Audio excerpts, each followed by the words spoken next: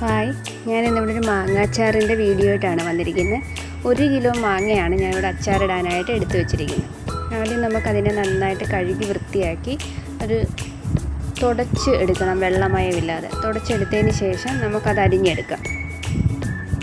ഇനി നമുക്ക് ആ അരിഞ്ഞെടുത്തിരിക്കുന്ന മാങ്ങയിലേക്ക് കുറച്ച് ഉപ്പും കൂടെ ചേർത്ത് ഏകദേശം ഒരു 2 മണിക്കൂർ, കുറഞ്ഞതൊരു 2 മണിക്കൂറെങ്കിലും ഉപ്പ് ചേർത്ത് വെക്കാൻ നോക്കണം. നന്നായിട്ട് മിക്സ് ചെയ്ത് അടച്ചൊരു 2 മണിക്കൂർ വെക്കുക. 2 മണിക്കൂറിന് ശേഷം നമുക്കത് അച്ചാറിടാനായിട്ട് എടുക്കാം. ആദ്യം നമുക്ക് സ്റ്റൗ ഓൺ ചെയ്ത് പാത്രം അടുപ്പത്തേക്ക് വെക്കാം.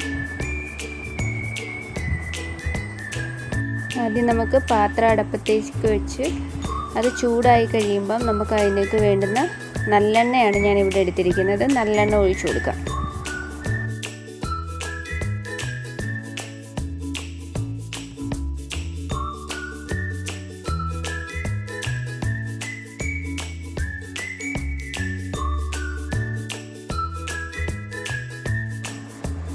ഇനി നമുക്ക് എണ്ണ ചൂടായി കഴിയുമ്പോഴത്തേന് ആവശ്യത്തിന് കടുക് ഇട്ട് കൊടുക്കാം.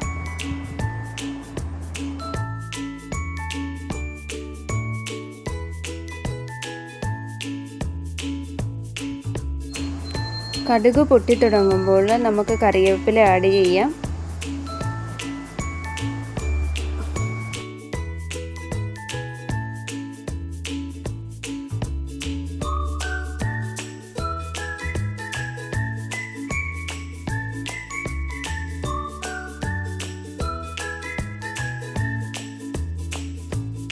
ഇതിന് ശേഷം നമുക്ക് എടുത്തു വെച്ചിരിക്കുന്ന വെളുത്തുള്ളി, ഇഞ്ചി, പച്ചമുളക് എന്നിവ ഇട്ട് കൊടുത്ത് നന്നായിട്ട് വരട്ടിയെടുക്കാം. ഒരുപാടങ്ങ് മൂത്ത് പോകണ്ട. നന്നായിട്ടൊന്ന് വരണ്ട് വരുമ്പോഴത്തേന് നമുക്ക് ആവശ്യത്തിനുള്ള പൊടികൾ ചേർത്ത് കൊടുക്കാം.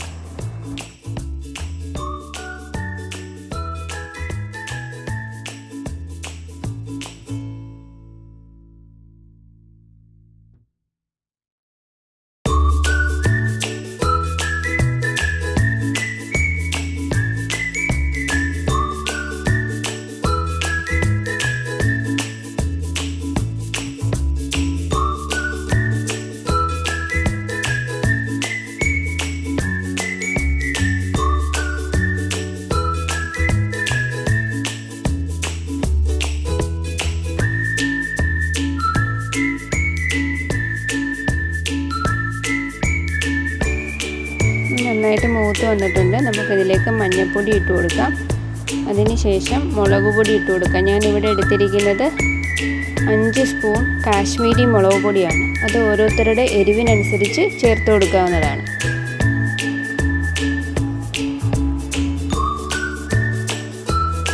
പിന്നീട് അതിലേക്ക് ഇട്ട് കൊടുത്തിരിക്കുന്ന കായപ്പൊടി ഇട്ട് കൊടുക്കുക. പിന്നീട് ഉലുവാപ്പൊടി ആവശ്യത്തിന് ചേർത്ത് കൊടുക്കുക. എന്നിട്ട് നന്നായിട്ട് കരിഞ്ഞു പോകാതെ ഇളക്കി കൊടുക്കുക.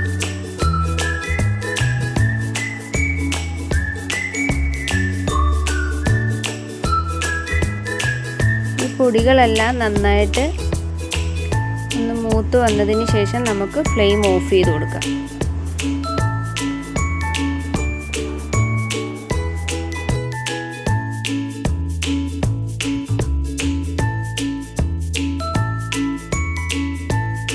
ഇനി ഇതിലേക്ക് നമ്മൾ എടുത്തു വെച്ചിരിക്കുന്ന ഉപ്പ് ചേർത്ത് അടച്ചു വെച്ചിരുന്ന അരിഞ്ഞു വെച്ചിരിക്കുന്ന മാങ്ങ മൊത്തത്തിൽ ഇട്ട് കൊടുത്ത് നന്നായിട്ട് മിക്സ് ചെയ്തെടുക്കാം.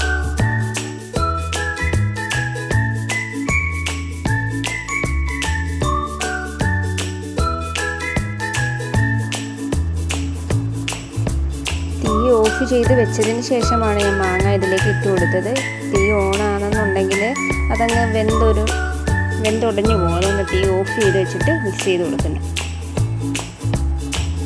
അതിനുശേഷം നമുക്കിതിലേക്ക് കുറച്ച് വിനാഗിരി കൂടി, ഒരുപാട് വേണ്ട, കുറച്ച് വിനാഗിരി ഒഴിക്കാൻ താല്പര്യം ഇല്ലെന്നുണ്ടെങ്കിൽ അത് ഒഴിക്കേണ്ട ആവശ്യമില്ല. വിനാഗിരി കൂടി ഒഴിച്ചു കൊടുക്കാം.